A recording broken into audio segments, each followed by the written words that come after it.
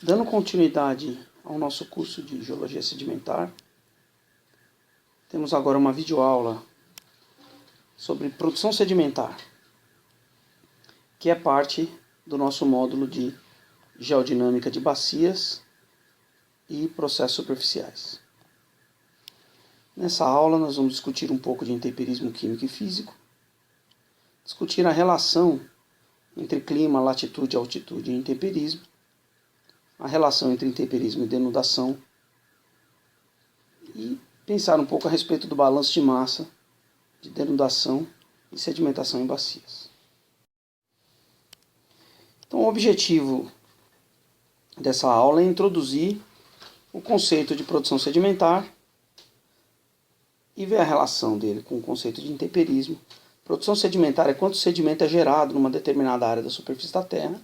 Isso, claro, passa pelo intemperismo, que é a alteração das rochas expostas na superfície pelos processos superficiais. O intemperismo pode ser dividido em químico e físico.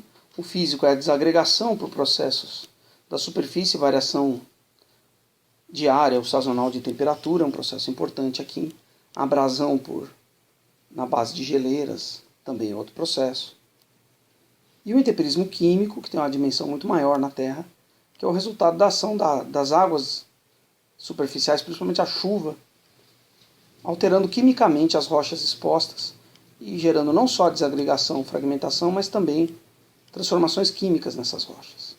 Então o intemperismo tem três produtos principais, que é gerar material desagregado, composto de minerais ou fragmentos de rocha que não foram afetados por intemperismo químico. Então, mesmo quando há intemperismo químico, existem minerais que são resistentes a esse intemperismo e são um dos produtos que pode ser transportado na forma de sedimentos, como por exemplo o quartzo, em certas condições o feldspato também é resistente. Alguns minerais pesados como zircão, turmalina, rutilo, são muito resistentes ao intemperismo e aparecem como produtos detríticos, sendo que eles já existiam na mesma forma que se encontram no sedimento, eles já existiam na rocha-fonte. Também o intemperismo gera minerais neoformados, minerais que são produzidos no perfil de solo. Os mais comuns são os argilominerais, que são alteração de vários tipos de silicatos nas rochas-fonte, mas também óxidos e outras formas de minerais neoformados. E uma terceira categoria são íons em solução. O intemperismo químico preserva alguns minerais, transforma outros em minerais novos, mas também carrega para fora daquela área original uma parte da massa da rocha original como íons em solução. Então esses três produtos do intemperismo são o que vai controlar, em grande medida, o que é transportado para fora da área original, que a gente chama de área fonte, e pode chegar a uma bacia sedimentar.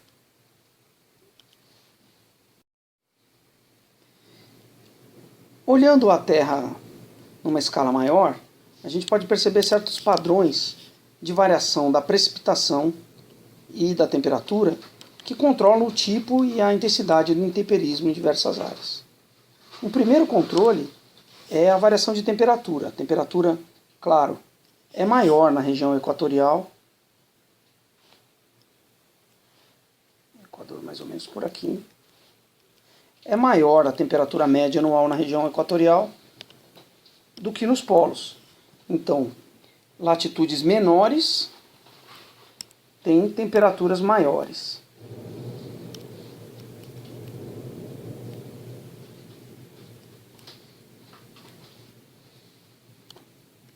Enquanto que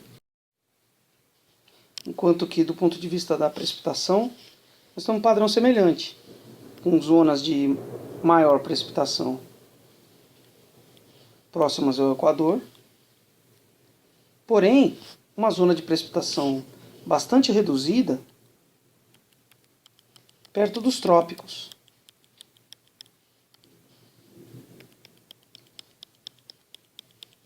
E depois um retorno a precipitações mais intensas na zona temperada. E nova redução na região polar. Isso acontece porque existem células atmosféricas que trazem um ar das porções mais altas da atmosfera, que está mais frio, portanto com uma menor saturação em vapor d'água, e ele é descendente, assim como uma média, nas regiões tropicais, o que faz com que existam muitas áreas áridas na região tropical, em determinadas partes do planeta, áreas muito pouca precipitação, próxima à região dos trópicos.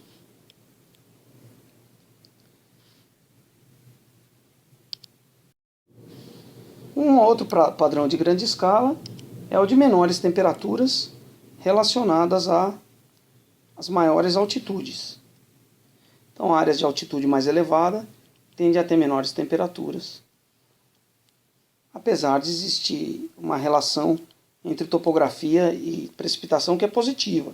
Então, nas bordas que recebem umidade das áreas elevadas, a precipitação tende, aqui no caso ao contrário, a precipitação tende a ser maior do que numa região plana. Mas o fator mais importante relacionado à altitude é mesmo a temperatura mais reduzida, que induz processos de intemperismo predominantemente físicos a altitudes muito altas, assim como processos predominantemente físicos nas regiões polares, em áreas desérticas próximo aos trópicos ou mais distante dos trópicos mesmo, em regiões interiores, muito distantes da umidade dos oceanos. Então, esse padrão ele gera perfis previsíveis de intemperismo em função da latitude e da altitude. A gente pode imaginar uma escala de precipitação aqui, chegando talvez a mais de 1000 milímetros por ano, e latitudes muito baixas, próximo ao Equador, latitudes polares. As zonas tropicais, em média, uma dada região, e o círculo polar em outra.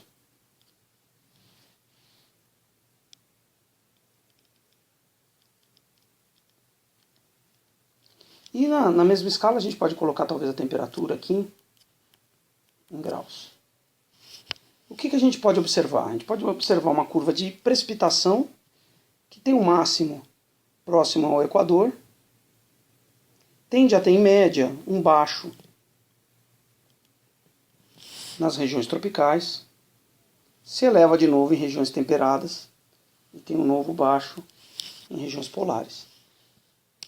Enquanto que a temperatura ela tende a ser muito baixa próximo do polo e progressivamente se elevar nas regiões tropicais e um certo patamar entre o Equador e os trópicos. Isso aqui, as duas coisas somadas, levam ao intemperismo químico mais eficiente, mais intenso, nas áreas de baixa latitude, principalmente mais próximas ao Equador. Nos trópicos a umidade média cai, então nas áreas de deserto o intemperismo químico é reduzido. Nas regiões temperadas há florestas também, de coníferas principalmente, com intemperismo químico atuante novamente, e depois na região polar, nem tanto. Então existe um predomínio de intemperismo químico com perfis de solos muito espessos nas áreas equatoriais,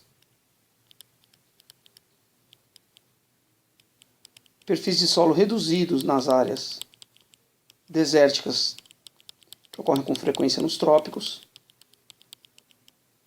com intemperismo predominantemente físico, um retorno a solos moderadamente espessos nas áreas temperadas e depois, mais uma vez, intemperismo apenas físico nas regiões polares.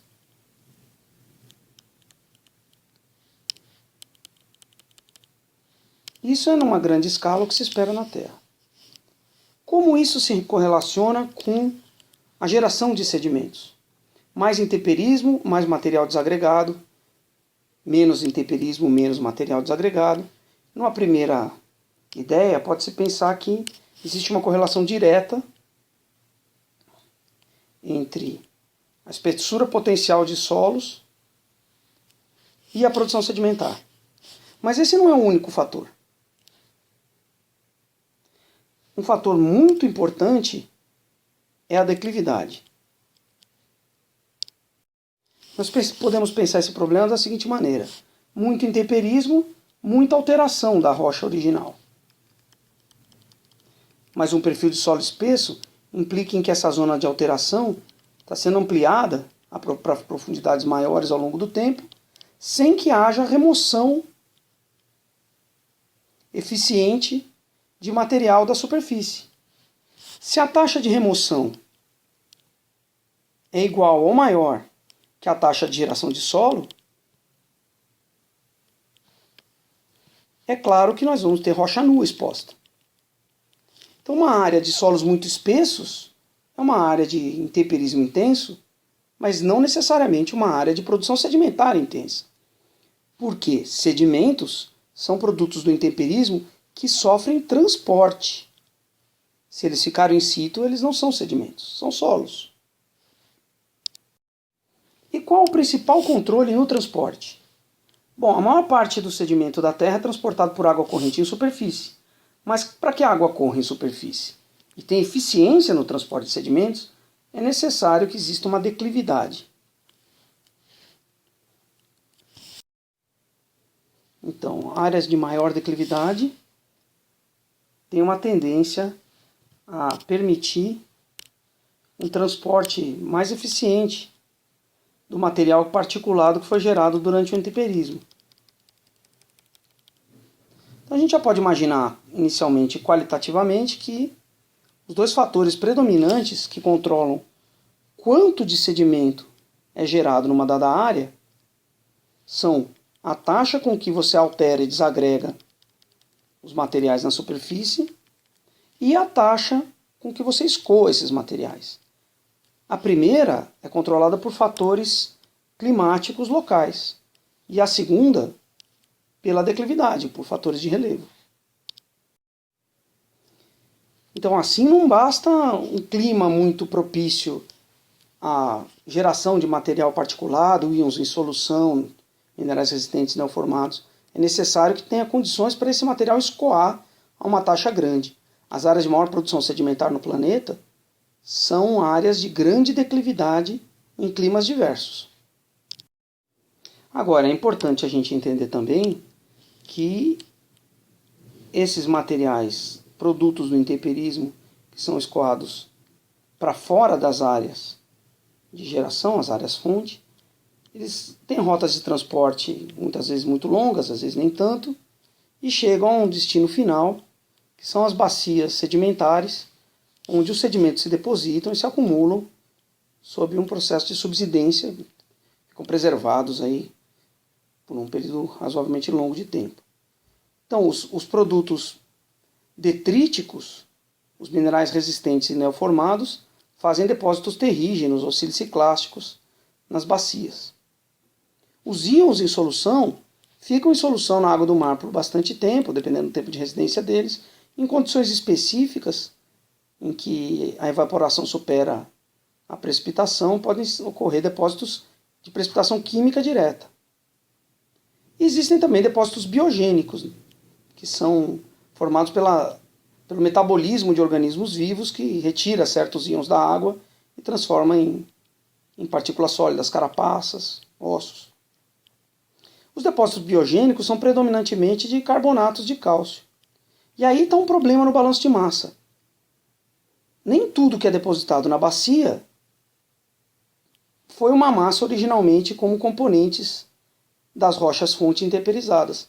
Porque o íon bicarbonato, que depois vira o CO3 dos carbonatos, nos sedimentos biogênicos e em alguns químicos, ele vem da troca direta do CO2 da atmosfera, que pode estar em solução na água do mar, ou que é capturado da atmosfera durante o processo de intemperismo para minerais neoformados, como calcita neoformada, por alteração de minerais máficos nas rochas-fonte. Depois ele vai como íons na carga sedimentar dos rios. Então o balanço de massa não fecha. A massa de produtos intemperizados sofre transporte, chega à bacia final, é depositada numa escala de tempo longa, né, contando o tempo de residência de íons na água do mar. Mas uma boa parte da massa dos produtos sedimentares veio, na verdade, do ciclo do carbono e não necessariamente das rochas intemperizadas preexistentes. Mas como consideração final dessa aula, é importante salientar que o conceito de produção sedimentar ele se refere à produção por intemperismo e um escoamento por declividade por águas superficiais. E esse conceito ele vai considerar a massa dos produtos do intemperismo, como discutimos no primeiro slide, que são os minerais resistentes, os neoformados e os íons em solução. É claro que nem todos os íons. Alguns íons vêm da troca direta com a atmosfera. Então, tudo que a gente vai discutir nas duas próximas aulas de produção sedimentar se refere a produtos do intemperismo. A produção relacionada a carbonatos, ela vai ser discutida nas aulas referentes a rochas carbonáticas. Bom, por enquanto é isso. Essa aula continua.